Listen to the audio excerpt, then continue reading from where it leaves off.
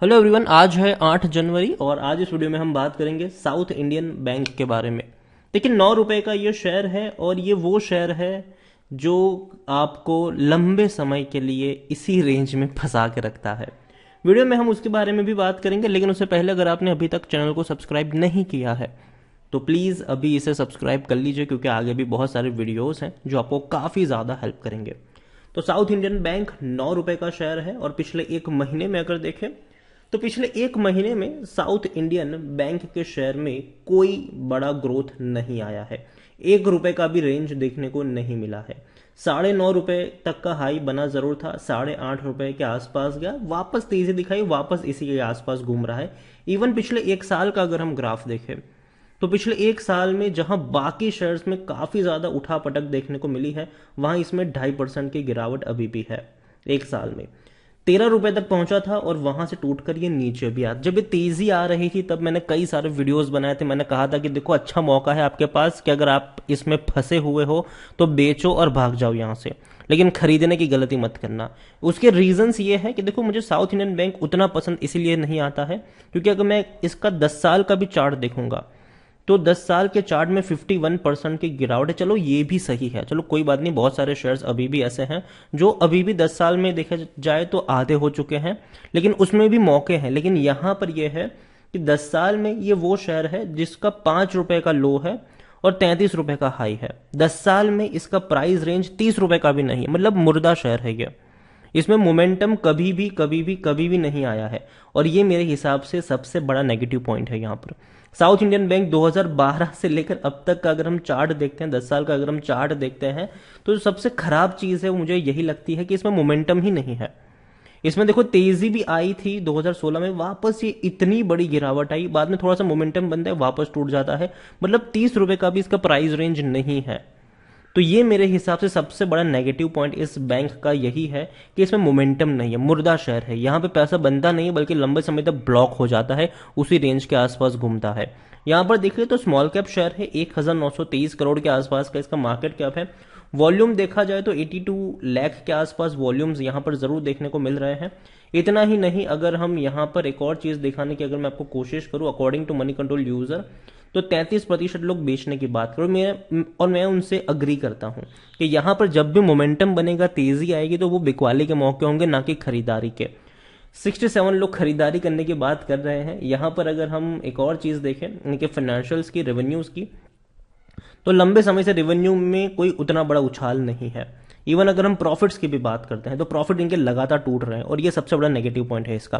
390 करोड़ का जो प्रॉफिट था 2017 में, वो धीरे धीरे 335 करोड़ रहा, फिर 250 करोड़ रहा, फिर 105 करोड़ रहा, फिर 60 करोड़, और अब 2022 में ये नेगेटिव में जाने वाला है। उसका रीजन ये है कि जो 2 क्वार्टर्स के इनके रिजल्ट्स आए हैं उसमें जून क्वार्टर में इन लोगों ने 10 करोड़ का प्रॉफिट कमाया है, लेकिन सितंबर क्वार्टर में 185 करोड़ का इन्होंने लॉस किया है। अब वो इसको, भैया इस लॉस को कैसे भरेंगे, ये सबसे बड़ा सवाल है 2 क्वार्टर्स में। लेकिन मुझे लगता है कि ये नेगेटिव में जाएगा 2022 में। अगर हम इसको चेक करेंगे तो ये नेगेटिव में देखने को मिलेगा।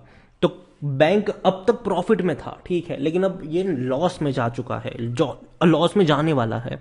तो उस चीज को समझिए आप। यहाँ पर साउथ इंडियन बैंक देखा जाए तो खरीदारी करने का सही मौका है, क्योंकि शेयर ओवरबॉट जोन में नहीं है। लेकिन एक और चीज यहाँ पर यह है कि इसका जो पी रेशियो है वो 30 का पी रेशियो है, जबकि सेक्टर पी 28 का है। बैंकिंग सेक्टर का 28 का पी रेशियो, इसका 30 का पी रेशियो है। और ये महंगा इसीलिए भी है क्योंकि अगर हम इनके कंपटीटर की बात करें, एचडीएफसी बैंक जो इतना बड़ा है भैया, उसका पी रेशियो 27 का है और इसका 30 का है।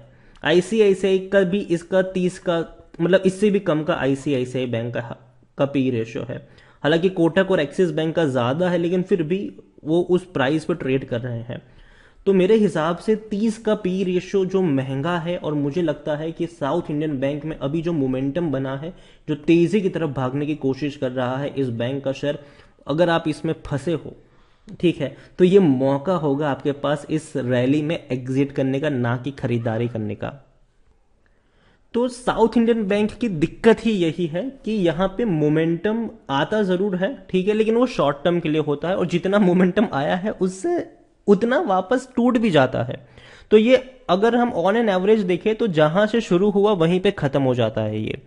तो साउथ इंडियन बैंक में इसीलिए शेयर में कोई आपको कोई बड़ी रफ्तार देखने को नहीं मिलती, जहां शुरू होता है वहीं खत्म हो जाता है ये।